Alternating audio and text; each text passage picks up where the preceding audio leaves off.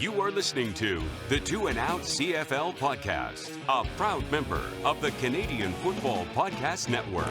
Grab some poutine and a double-double. It's time for the Two and Out CFL podcast. He's got it! Oh, baby! Every week, Travis Currah. That's Grey Cup me, which is a different person. And Brazilian Tide. Punters are people too. Talk fantasy football, bring you the latest in CFL news, and sprinkle in a little bit of nonsense. Oh, nearly intercepted! It is! And it's over! Ready, set, hunt! Thanks for pressing play on this special episode of the Two and Out CFL podcast. I'm Travis Currah, and while the Canadian Football League season may have come to a close, we have one more Canadian football game to go. In Kingston, Ontario, it is the 58th Vanier Cup happening this Saturday between the UBC Thunderbirds and the Montreal Carabins. I will be joined by USports color commentator Andrew Barlett. He used to play for the Concordia Stingers, and he was actually just on color commentary for the UTEC Bowl between the Western Mustangs and the Montreal Carabins. So I will be talking to him about U Sports football and the Vanier Cup very, very soon. The championship parade has happened in Montreal, and to see the images from that city is absolutely incredible. Don't tell me people don't care about the Canadian Football League. Montreal loves a winner, and man, were they out in full force supporting those Alouettes, and the ratings are in for the 110th Grey Cup. The Grey Cup continues to be one of the most watched programs on television every year in Canada.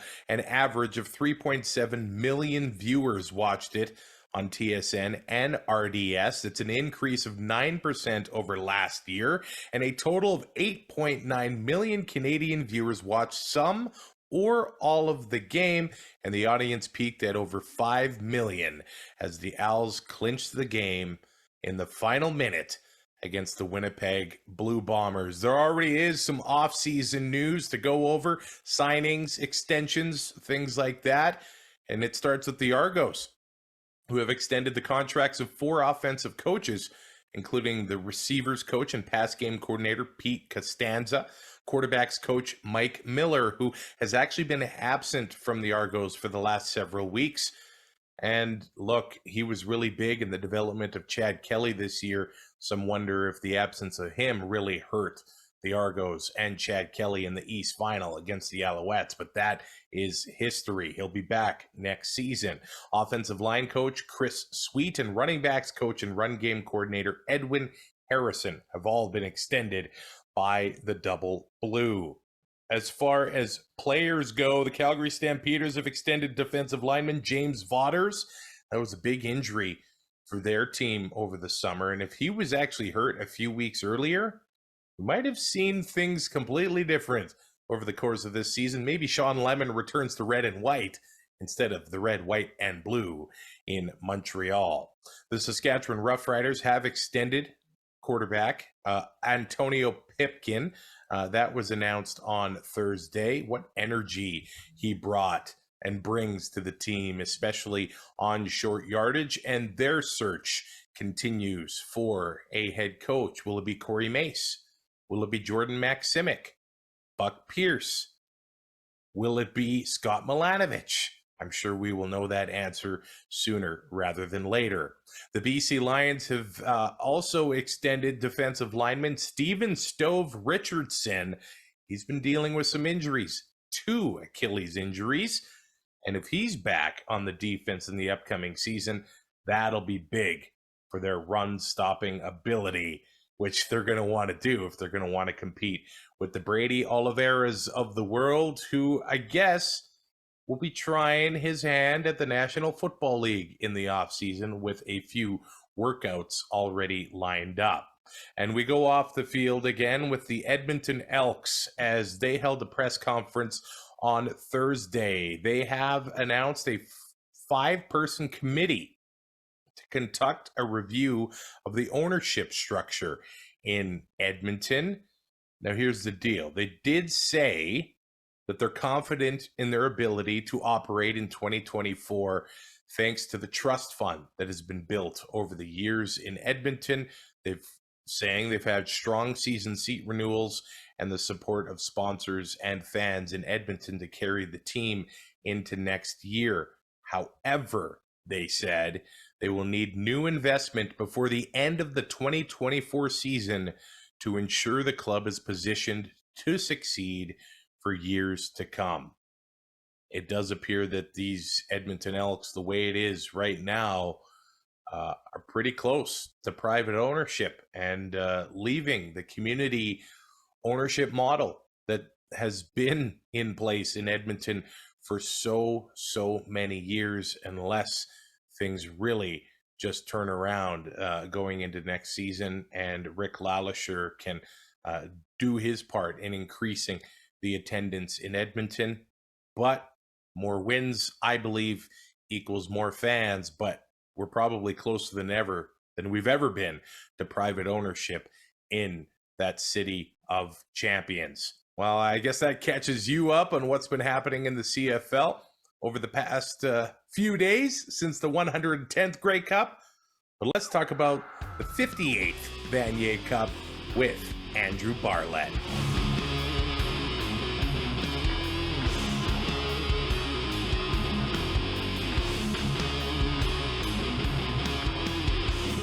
And even though the Grey Cup is in the books, we do not have an end to Canadian football just yet. The 58th Vanier Cup is coming up this weekend in Kingston, Ontario. And joining me to talk about it is Andrew Barlett. You may have seen him covering some of the national semifinals over the weekend. Thanks a lot for doing this, Andrew.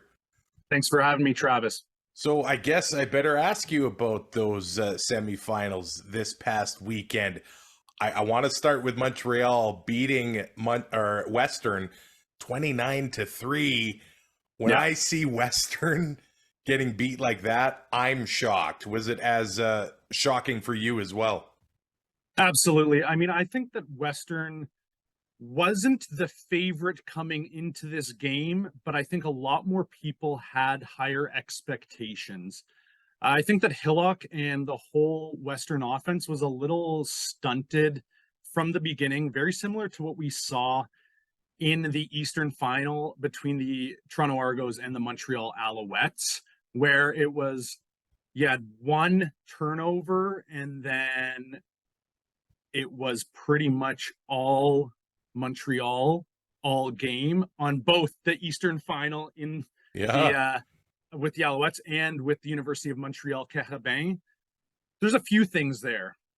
So Hillock, if those viewers don't know, was coming into the game a little banged up. So against Laurier in the Yates Cup, he was out for the majority of the second quarter, pretty much the whole third quarter, and came in during the fourth quarter.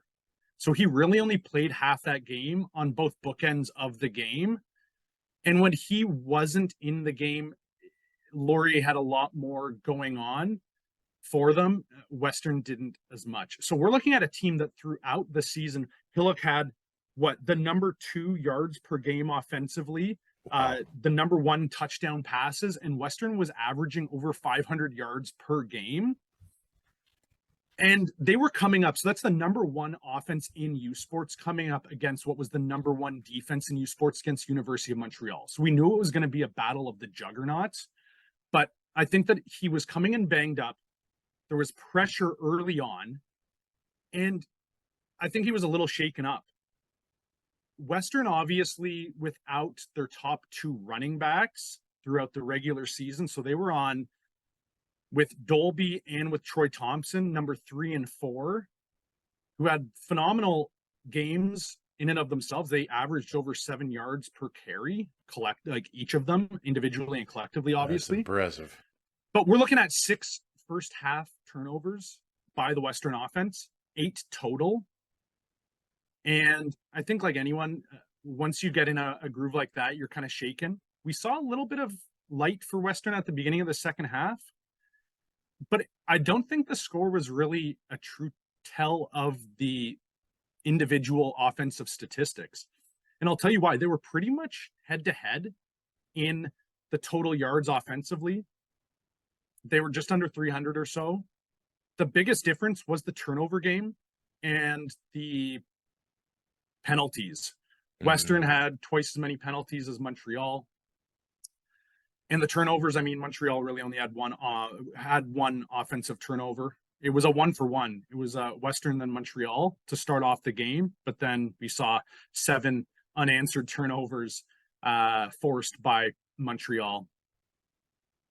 And if you look at it, it really was Montreal's ability to control the field position. They only had 1 touchdown off of those turnovers of the 8, but they were able to control the field position throughout the whole game. The biggest thing also in the box score, if you look at it, the second quarter. Well, the Alouettes only had the 1 touchdown against the Argos, so yeah, that's exactly. That's crazy. Yeah. And Montreal, the Carabins, they haven't allowed a touchdown all playoffs. So clearly, this defense is very successful in giving teams a lot of trouble heading into the Vanier Cup. There's one thing with the University of Montreal that people don't really realize is that they have probably the most physical and intimidating and dominating defenses and special teams units throughout the U Sports. I mean, you're looking at some juggernauts that are huge, like Western and Laurier, and just massive individuals out there at Laval, but no one is going to have you felt more beat up after a game than University of Montreal, especially when it's at Montreal. And I can speak to this in more detail if you want, but easily the most intimidating home field advantage in all of U Sports, and I can say that confidently. Well, yeah, tell me what it's like to be going to a game at the University of Montreal then. Yeah, so I mean, if you're looking at it throughout the OUA, the closest is going to be Western, but it's not even close. The AUS, no one really competes when it comes to like the home field advantage. In the Can West, maybe University of Saskatchewan, they have a really good loyal following. The stadium is more intimate than if you're playing at University of Regina, which is at like where the Riders play, or Manitoba, where the Bombers play, or Calgary, where the Stampeders play. Those stadiums are just too big, right? And they're not conducive. Laval on that front, like they average around 18,000 per game. Montreal closer to 10 or 12. But Laval, you have a full track behind the benches. Okay.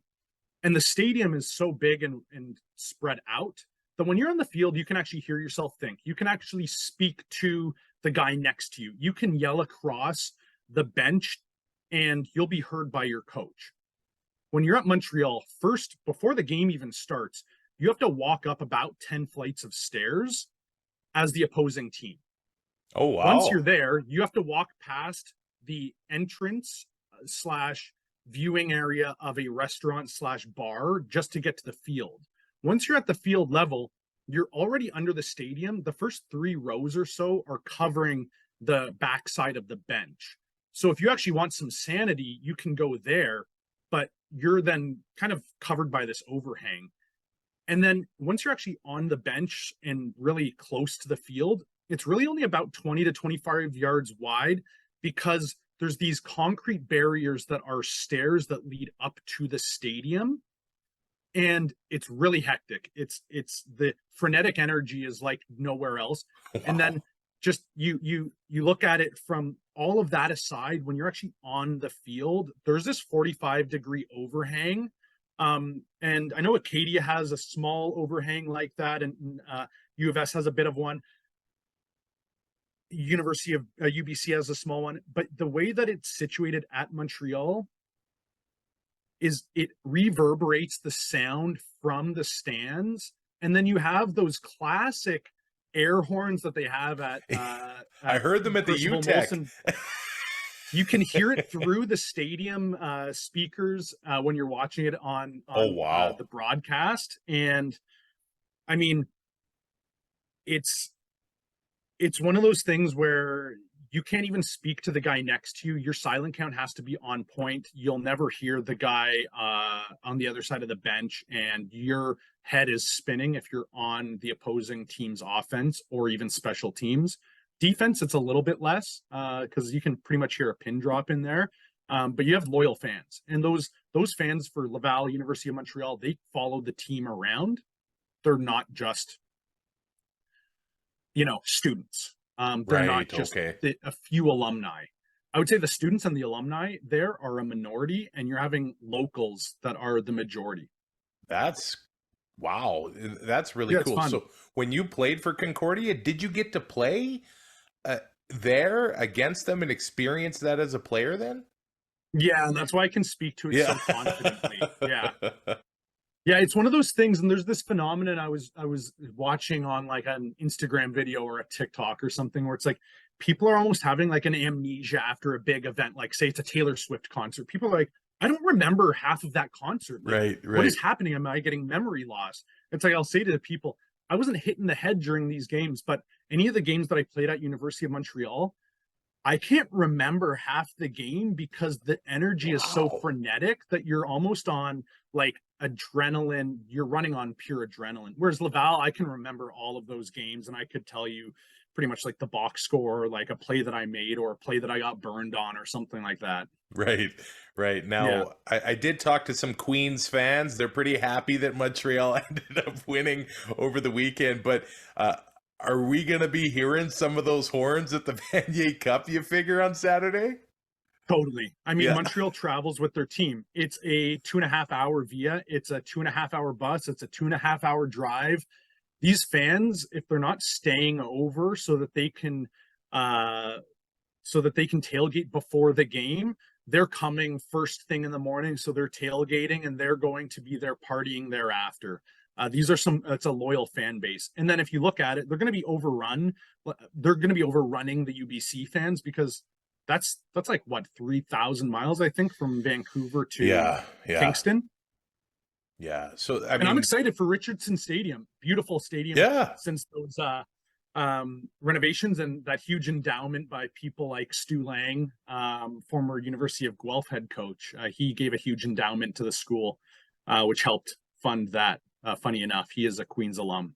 Okay, cool. Now, the Thunderbirds, they're coming off the win against St. FX and the emotional win on the last play against the Golden Bears as well. So, I mean, they're on a bit of a roll here, but it looks like a tough situation, obviously, in the Vanier. But can you speak a little bit about their win over St. FX last week? Yeah, really balanced attack. They're a strong team, and it was just too much for St. FX. I don't think the AUS is really prepped to be fielding teams against some of the top teams in the country as well. I mean, you're looking at St. FX and they had to travel pretty much the longest domestic flight that you can have in the world. One of them somewhere up there with like, say, I don't know, I would assume somewhere in Russia, for lack of a better example. But that being said, is that it's a really balanced team that was able to stay poised. I don't think they were ever on their heels. I don't think they ever doubted it. And when you're coming off those 2 wins against University of Alberta that a lot of people don't think UBC should have won, I think that they had a lot of momentum coming into that game for the Mitchell Bowl, and it really showed. If you look at the box score, there was no single quarter that was overrun. They just did the small things right and capitalized more than St. FX was able to do. And I guess maybe that speaks to Coach Blake Nill, who I guess we can call USports coaching legend. It's his 9th Vanier Cup appearance. And the last time the Thunderbirds won, it was over Montreal. And I believe that was 2015. Montreal had the back-to-back appearances there. So they've got the coaching in UBC, but it just, I don't know, from the outside looking in, it looks like this is a pretty tall mountain to climb for UBC. Yeah. I mean, there's a few things that you never underestimate, and one of those is a Blake Nill team in the Vanier Cup, or just in general in USports, right? He was legendary at St. Mary's. And the last time an AUS team was in the Vanier Cup in 2006 with Steve Samara, they ended up losing to the University of Manitoba, but that team was largely a Blake Nill recruited team, right? And then you had Nill go over to Calgary and have countless appearances. And then that 2015 win against what I assume was the favorite, University of Montreal. I can't recall who was the favorite going into the game, but Montreal coming off of that last second win with the blocked field goal by J.S. Blanc in 2014 against the McMaster Marauders at Percival Molson Stadium in Montreal. And that was a game I was at, extremely exciting. But then you're going into Laval against University of Montreal and diehard fans. That was an upset win. Michael O'Connor in his first year, only one of two at the time, rookie quarterbacks that have won a Vanier Cup. I believe he was a redshirt on Penn State the prior year, coming out of he's from Ottawa. I can't recall if he was coming out of a prep school or if he was coming out of Ottawa specifically, going into being recruited by Penn State. But we see a really talented quarterback by UBC out there by Rooker, and an American guy in his third year. And he was number 3 in the yards per game passing throughout the season. I don't think we can underestimate a Blake Nill UBC team ever. Yeah, what do you think their path to victory is then? They're against a very stout defense that hasn't given up a touchdown. Are the Thunderbirds are going to somehow try to play a defensive battle with Montreal, or how do you see that going? I think converting on second downs is going to be the big thing. So I know you're the 2 and out podcast, but making sure they're not 2 and out. Yeah. And what we saw with Montreal this past week is that they didn't have any major plays, and they offensively were held to a pretty decent game, even against a struggling Western offensive team. The Western defense did a really good job at holding University of Montreal. I don't know if it's going to be as much of a defensive battle, but I think the big thing is you need to be able to outscore Jonathan Senecal from University of Montreal, who is being touted as the most dynamic quarterback since Trey Ford in USports, and someone who is able to make a split decision play from just knowledge of the defense or what he sees, and his read and react is something like we haven't seen since maybe Trey Ford, or like a Kyle Quinlan at McMaster in their winning days, or an O'Connor in the UBC winning days. So I think the keys honestly are to be able to have, once again, a balanced attack, because Montreal is so balanced on the defensive side, and really convert the first downs. Would you say that Montreal has a weakness? What's something that they need to make sure that they, have in tip-top shape on Saturday? Yeah, I think the big thing is if you can control the passing game by Senecal, you're going to do better than most. He's obviously a threat in the air and on the scrambles. Montreal, I haven't been as impressed this season as years past with their run game. So I think if you can control Senecal and force Montreal to run, that could be a key for this University of British Columbia Thunderbird team. I want to ask you about Senecal and basically just what we've seen this past season in the CFL. You mentioned Trey Ford. I mean, the excitement that he brought to the field in Edmonton, and even Tyson Philpott, the Grey Cup most valuable Canadian. I've seen people talking about this crop of USports quarterbacks right now. Senecal, of course, leading the charge when it comes to them. It seems like the current crop of Canadian quarterbacks has a bright future as long as they continue to get those right opportunities. Yeah, I'm really excited about Elgersma, actually, from Laurier. A third-year player just like Hillock. But I think it's funny. Western has such a balanced attack with running. Like, we saw what started their season as 4, 5, and 6, or sorry, 3, 4, and 5 string running backs getting touches in the UTEC Bowl, in the national semifinals. They've always had a strong run game. And there's more threats at receiver that Western has right now throughout this season than Laurier did have. And Elgersma right up there in 1 and 2 for yards per game, as well as touchdowns total throughout the season. That stat actually ahead of Hillock. Wow. He's a bigger body. Something that we saw with, like, say, a Brad Sinopoli type as opposed to a Trey Ford, although Sinopoli ended up playing his years as a receiver. But there is a really good crop of not only USports, but Canadian talent. And obviously we see that with Nathan Rourke from Ohio University out to then BC Lions and then to the Jaguars practice roster / he was on their dress roster a few weeks ago, back to their practice roster. Yeah.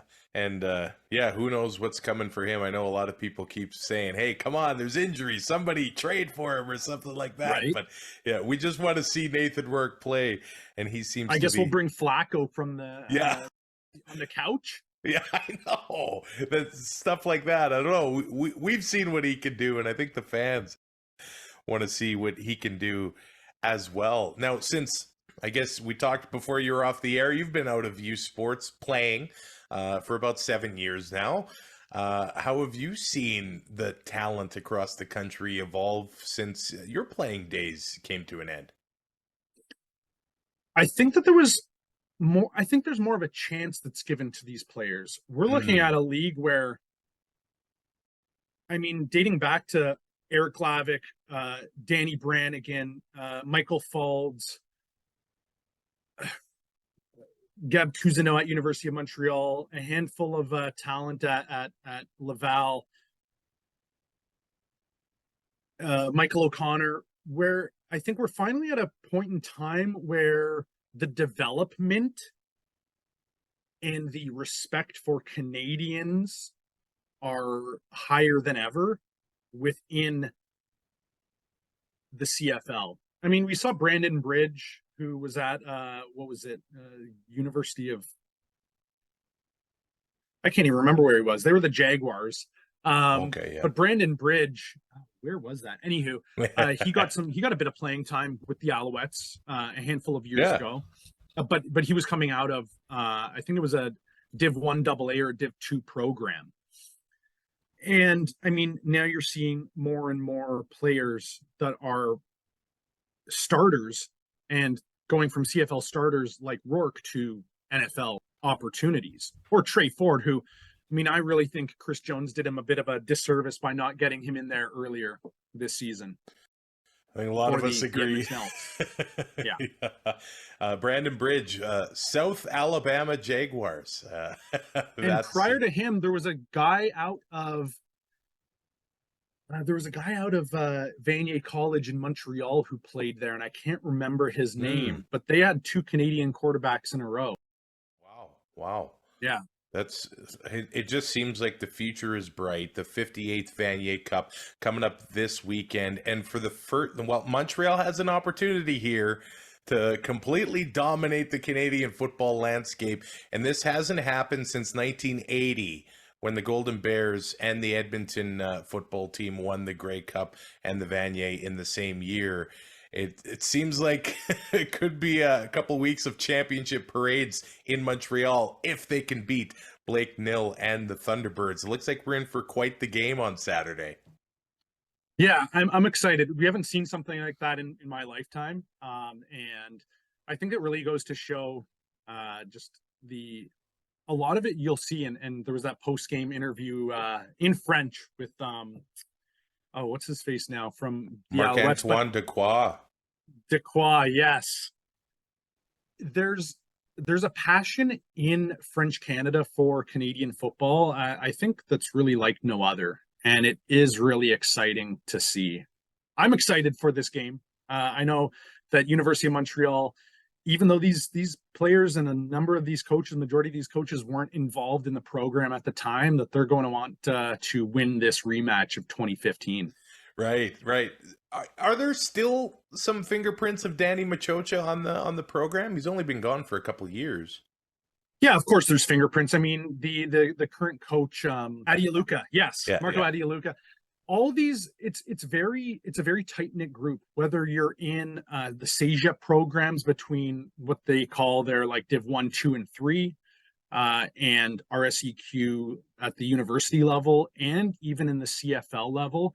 When you're looking at Machocha, I mean, he started with the St. Leonard Cougars, and I think that he was a ball boy in his like teens and really built his way up. So it's a really tight-knit group, and I think that there's currently going to be quite a lot of fingerprints from that era of the U2M Carabins that will still be on this team, undoubtedly. Awesome. Well, Andrew, thanks so much for taking the time to talk U Sports for us. We got one more Canadian football game to watch in 2023 before the long, dark, cold off-season begins. So thanks for coming on the show to talk about it. Thanks, Travis. I really appreciate that. Thanks for listening.